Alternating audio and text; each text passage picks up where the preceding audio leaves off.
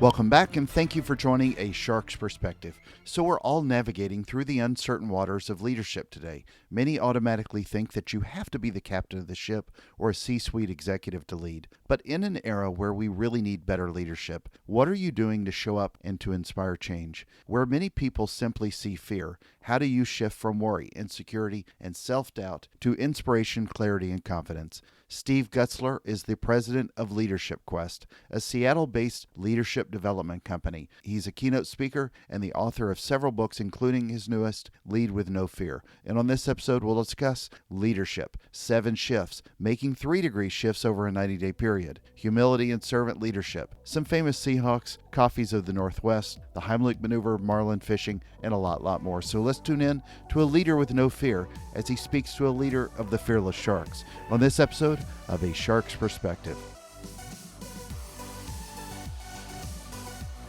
Steve, thank you so much for joining us today on A Shark's Perspective. So for those who haven't been lucky enough to catch you keynoting on a stage over the last several decades or reading one of your books, introduce us briefly and tell us a little bit about your background and your career today. Yeah, thanks, Shark. First of all, it's great to be with you. Yeah, absolutely. I actually started over 2 decades ago, and the thing that humanizes my story is I started my company when I was 4 months unemployed, and I really started dreaming about what would I really like to do with my life, and it all narrowed down to leadership, speaking, inspiring greatness in others. So we're a Seattle-based firm. I do keynoting around the country when we're not in a virus shutdown, and I do a lot of things on emotional intelligence, transformational leadership, and now this new subject of leading with no fear. Yeah. So that's really my heart passion right now. Well, I got a copy of the book, Leading with No Fear, your 90-day leadership from worry, insecurity, and self-doubt to inspiration, clarity, and confidence. I know you co-authored this with Mike Acker, but tell us a little bit about the book and where you see it being part of your life go forward and why that message was important to you. Yeah, I think number one is over the last 2 decades, I've observed something in myself and other leaders, and that is real change never typically occurs with quantum leaps. It's usually 3-degree, these small shifts, 3-degree choices or 3-degree new habits that we make that over the course of 30, 60, 90 days has high impact. So the premise of the book is that you can change. It will take 90 days, but you need to make a focus on a 3-degree shift. And so Mike and I have identified these 7 critical shifts that leaders can make. And something I've been living. I don't think you ever fully master these, but it's something I try to live every day, every week, and certainly coach all my clients around it and talk about it, speak about it a lot. Well, you talk about the three degree, and I thought that was a really interesting way to describe it. Why did you describe it 3 degrees? Why? I mean, I know everybody knows that we're generally heading in the right direction and need to make slight shifts in order to make those big changes, but where did you come up with that 3-degree principle? Well, it really I've always thought about it as incremental. I've always thought about it as a something small that over time compounds into something spectacular, right? But it really clicked for me a few years ago when I studied aircraft carriers, and when commanders say 3 degrees to the right, no one on the ship of an aircraft carrier, 4,500 member crew, feels that shift. But over 90 days, they can be in a completely different continent. That's a great point. Well, when I read this, and the timing could not be more spot on. This is a topic where we're lacking leadership. You know, there are a lot of people that are out there speaking about, well, that are in there speaking. I mean, I guess we're all in virtual stages today, but this is a topic that seems more important than ever, especially as we emerge out of coronavirus pandemic, and really spot on with where we see leadership need to move forward. So I'm kind of curious if you're seeing more leadership in today's world or less with what you see with leaders, whether it be political, not political, companies, brands, how they're responding either to the pandemic, to social unrest. But that's why I thought this reading through this really made a lot of sense from a timing perspective. And it sort of makes me even start to look at some of our leaders in a little bit different way and how they need to change. Yes, I think you're right. And I always like to start with the premise of what is leadership. And I usually will ask audiences that all the time. If I'm doing a workshop or a presentation, I'll say, what's leadership? And you'll get people responding. Leadership is kind of multifaceted, it's not a one cut diamond, but it certainly has to do with whether or not you can positively influence other people. It has to do with your impact that you're creating and your ability to inspire others. So we tend to think of it as positional or titles. That's all important. My son's in law enforcement. You have to have commanders. You have to have, but some of the worst leaders I know have positions. And some of the best leaders I know have no title at all. And so leadership is more about how you show up. Are you growing? Are you changing? Then you're probably a leader.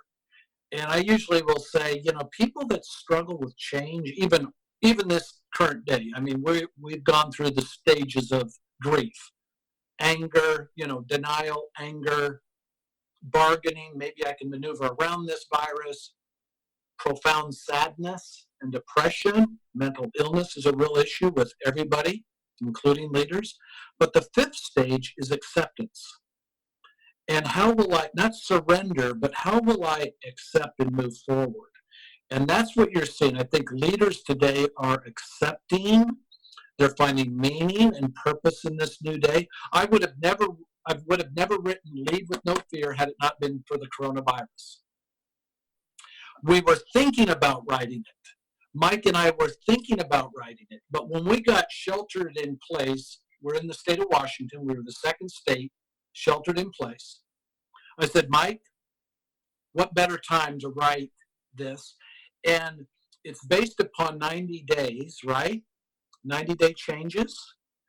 And get this, Shark, we wrote and published this book in 90 days. That's hard to do. And it is hard to do. But so in a way, the virus, as devastating it has been to so many people, I'm not minimizing, but in a way, it was kind of a blessing in disguise. And I think often we look at life through a lens of obligation and fear and what a scarcity.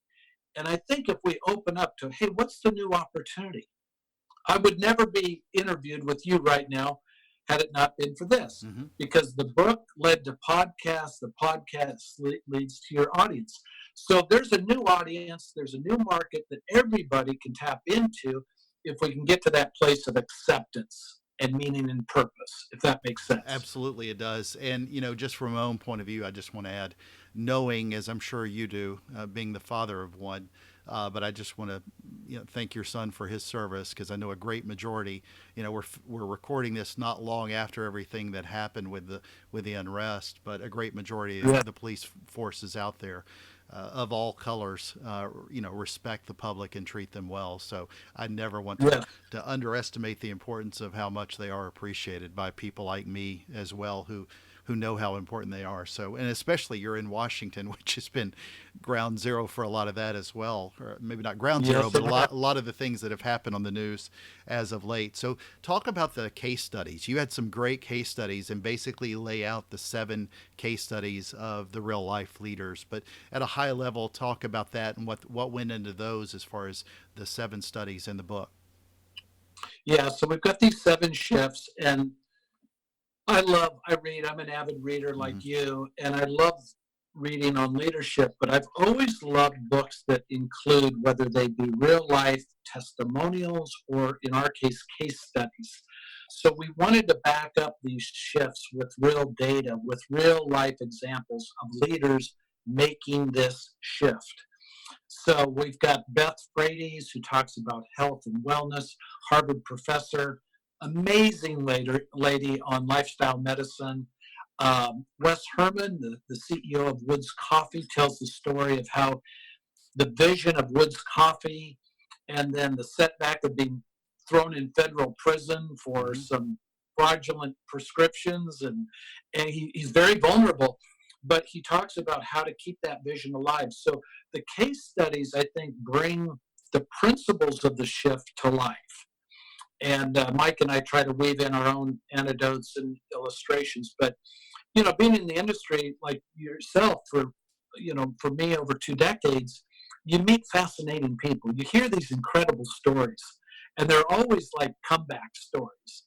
So I think this will be a book that people will say, "Wow! Not only can I make the shift, but I relate. I relate to the leaders who make Yeah, the shifts." very much so. I found the same thing. I found them to be very relatable, especially with you mentioned Beth Frady's chapter 6, from smart to Mm-hmm. smart and healthy. I thought that was a great chapter as well. Were there any of those leaders that really was there a favorite leader, if you will? And I mean, not necessarily favorite, but was there a favorite story of all of them that really stood out as the best one to represent the entire book?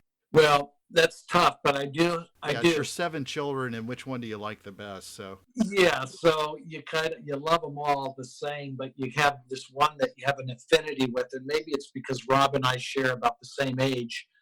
It's the final shift, shifting from fast fast to to finish. finishing. Yeah. And uh, I met. He's the CEO of a behavioral health company, very successful CEO, and we were meeting in Portland or Seattle up here for dinner. I was going to do a management retreat for his company, and over the course of dinner, he said, "Steve, what do you think is the number one quality of an effective leader?" And this is my lane, right? I should know that. What is the number one thing? Yeah. Yeah. And my mind is swirling because I've always believed leadership is multifaceted. So I'm thinking, is it vision? Is it clarity? Is it inspiration? Is it integrity? And I go, Rob, I have some things in mind, but I'd like to hear you. And just then he jumped up out of his seat. A woman collapsed in the restaurant right behind us and heard a loud thud. And he jumped down by her and got by her, and a woman said, she's having a convulsion. And Rob looked, he was literally 6 inches from her face. He goes, no, she's not breathing. She's choking. And he reached up and gave her a Heimlich, and out popped a piece of meat. And he saved her life. And then he later helped them get to their car, and he got the valet service and all that. And when he came back, I go, Rob, that was amazing. And he goes, I go, what again is the number one quality that you see in leadership? And he goes, I think it's humility. And it was so ironic because in that moment he literally demonstrated servant leadership and humility to me, Mm-hmm. saving and being understated in it, taking care of that couple, getting their car, paying for the valet, helping them pack up their food because she was embarrassed and was under trauma. And so Rob goes on in that chapter and explains that every response that he gives goes through the filter of humility. And he literally will think, does this advance me or does this serve the conversation? And when we interviewed him for Fast to Finishing, I knew he was the type of leader I would want to talk about this. But the things that he uncovers in our last chapter, I think, deeply challenge me. I mean, he talks about how he pauses before responding. He talks about checking his motive. He goes, you can only lead from two places. Either you're going to lead from love or you're going to lead from ego. And when he said that in our interview, it was like somebody hit me with a 2x4 because I'm like, oh man, do I need to work on my checking my ego, right? Because and it's funny because it shows up like I'll go, honey, did you notice I cleaned the kitchen, or I'll speak and I'll finish and I'll turn to somebody and go, did that go okay? Looking for additional affirmation. It shows up in so many insidious ways in my life. I'm not shaming myself, but that's what I loved about Rob. It was like he held a, not that he's mastered it, but he put a nice bar up there for us in the final chapter. No, I thought it was fantastic, and I would say the same. Not that I've necessarily exhibited that level either, or ever given anybody the Heimlich maneuver, but as somebody who's done martial arts my whole life, that's one of the main things they teach you is humility, not all the other stuff about how to kick butt or break boards and things like that, but really most martial artists Yes. really understand at the core of how to submit yourself. So you've been speaking about this for years, and now you've written a book during a pandemic. Do you think that leaders maybe have transitioned their thoughts as well going forward? Because when we come out of this and you're speaking to audiences all over the world, there's going to be a different mindset from the audience than you would have had in 2019 or before. Where do you Yes. sort of think that audience will be with their mindsets when we really sort of come out of this? Because this could be, I mean, it could be 2022 before we get lazy in our thoughts again to where we're comfortable enough to shake hands instead of fist bump, like we Yeah. discussed with the logo on the cover. Where do you think people are going to be when they hear this message mentally? Well, I honestly, there's an honest answer to that, and then there's a safe answer, and I'm going to give you the honest answer. I think people have really suffered through this pandemic at different levels. I think the mental health strain has been amazing. Mhm.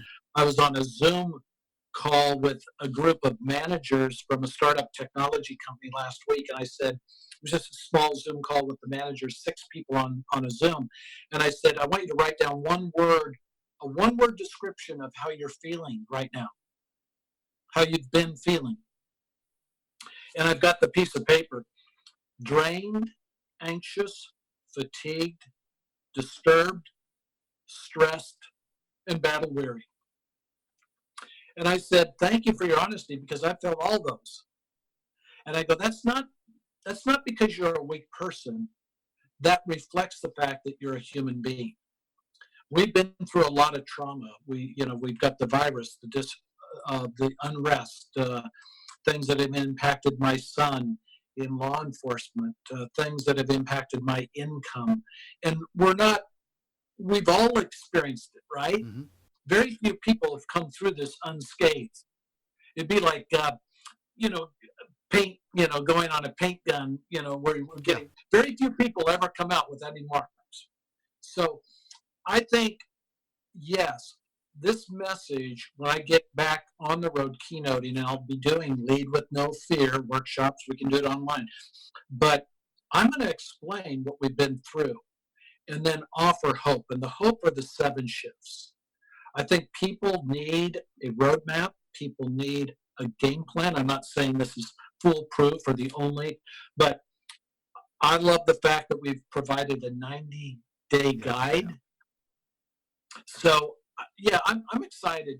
I'm excited. I feel like it's going to give me a second wind and a second message, if you will. Well, I think just to add my own 2 cents to this, I think for everybody, this is a different reset. I mean, we go through something that's pretty substantial every decade, right? But this seems to be a lot different than other things than I can remember. I mean, because it was for 3 solid months so far. I mean, we've been dealing with this for 6 months, really for 6 months, the first half of 2020, and for the last half as well, little as it scales down. But it's sort of a asterisk year. And so Mm-hmm. everybody is going to have a before and after story that relates to this, maybe not to other things. And so the fact that they were able to tell you on that Zoom call all of those feelings that they felt, they wouldn't have been able to say last year or the year before. Those Mm-hmm. they wouldn't have even, a lot of them wouldn't have even been brave enough to say those kind of comments. And people are able to That's right. talk about it today. So maybe if anything, it's opened up to be a little more, for lack of a better phrase, vulnerable. But that can also show a lot of leadership as well if you know how to channel it correctly. So I found this to be a really, really good book, and I just found it to be extremely. There's a lot of books I've seen suffer in sales, for example, because they came out at the wrong time. Yours fit perfectly as to when. I'm sure you're dying to get back out on the stage to talk about this. So, Steve, I asked this of all my guests.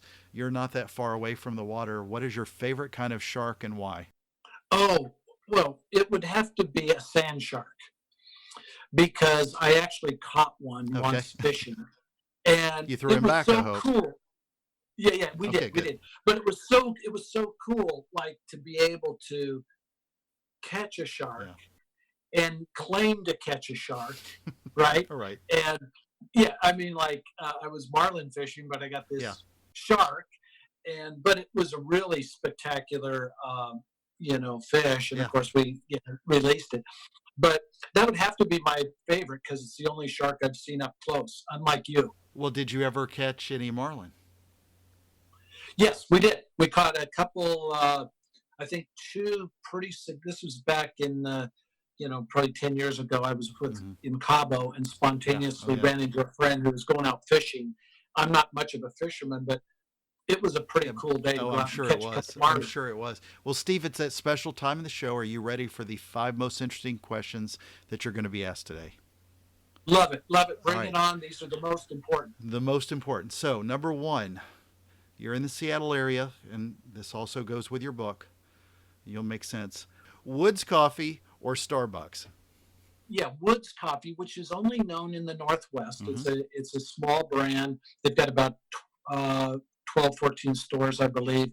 But the customer service, when you go in there, Starbucks actually studies their customer service. That's awesome. The ambiance, the culture, and of course the coffee is awesome. So I'm in around Seattle. There's Woods Coffee, so I'm always looking. Where's Woods? And I have nothing against Starbucks. No, They were actually one of my first big time clients. no, same here. I love a neighborhood coffee shop that's done well. I just wish they had apps like Starbucks. So Yeah, yeah.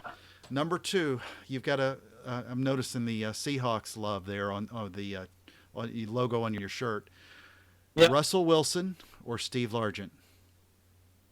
Oh, I would say I'm old school because I remember Largent, but Russell is a stud, right? I mean, he's just taken the game, to a new level. His ability to visualize, his ability to bounce back after a bad play, his leadership. Um, I watch them every week when they're on, so I just see these magical moments. And it's not just his athleticism, I think it's his emotional intelligence, his ability to harness leadership and channel it. So, yeah, Russell Wilson. Yeah, it's easy to find a number two like Largent, but it's hard to find anybody that competes with Russell in number one. All right, number three, Splash or Emotional Intelligence. Two of your previous books. Got to see which one of them today is your favorite child. I would say my book Splash. It was it's a motivational book. It's similar to Lead with No Fear. It's filled with lots of stories, anecdotal stories. It's a light read. It's about 115, 18 pages. Something that you could sit by a pool or be on a boat and just read a chapter. There's 10 principles on that on motivation. So Splash was fun to write, and it's just kind of comes from my heart.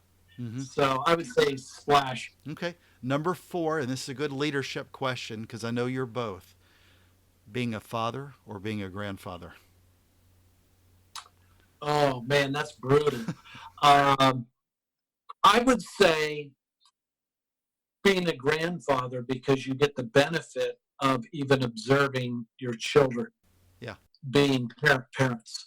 So it's pretty cool to go and hang out with my little grandkids. And um, we were up playing golf. We got to play golf last weekend, and with my two sons, one's married, one's single, and my son-in-law, and then going back to the cabin and seeing the grandkids. And so seeing the grandkids is almost surreal. Uh, it's hard to explain, but Mm-hmm. and it's kind of cool. Like you get to play with them, and then when you're kind of beat tired, you send them home Right. and have a glass Yeah. of wine and say, Yeah. "Okay, that was fun, but I'm glad they're going home." Exactly. Exactly. All right. Number five, and the most important question that you're going to be asked today: biscuits or cornbread? Wow, you would from your part of the country, you would have this amazing understanding of which one would be better. I don't. We don't have like a lot of places. Like my dad had a pancake house. We did biscuits and gravy. Mm-hmm. So that was pretty good. My wife makes great cornbread with chili. It's got actual pieces of corn in it. And so I'm going to go with cornbread. Okay. Steve, where can people find out more about you? Hopefully, see you on stage one day soon and then get a copy of Lead with No Fear. Yeah, I hope they do. I hope we get to see them in person. You can go right to my website, and it's stevegutzler.com. And you can also find Lead with No Fear, Amazon, your favorite bookstore. You can order it. Amazon's a quick turnaround. So I think they'll really like it. And in 30 days, I'm not exactly sure when this will come out, but mid-July, we'll have the Lead with No Fear workbook, which is an interactive workbook for leaders. And with all of the goal sheets, all of the worksheets, that will come out in about 30 days. So keep that in mind too. Yeah, That's going to be a really cool vision. Yeah. Fantastic. Well, Steve, thank you so much for being with us today on A Shark's Perspective. Man, it's been a blast, man. I got to meet you in person. Yeah, you will definitely someday.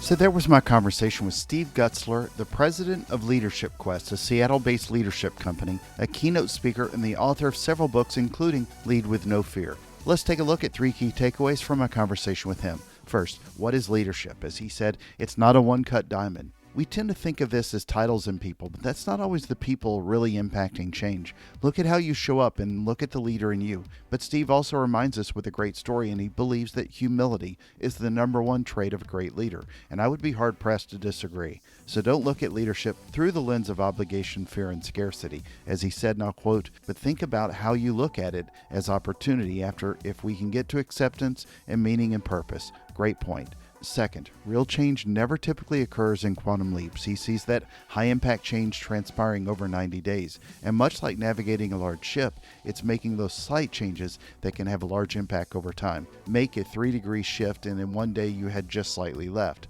Give it 90 days, and you'll be heading towards Hawaii. That's my shift, and ship anyways. Third, people need a roadmap and a game plan. They need leaders they can relate to every day. Leaders like you. No one ever fully masters leadership, but the journey sure is a lot of fun. Got a question? Send me an email to kenneth@asharksperspective.com. Thank you again for the privilege of your time. Want to be a Braveheart? Then don't be afraid to support the many great men and women who serve as police officers today, and for so many who respect us and treat us well. Join us on the next episode of A Shark's Perspective.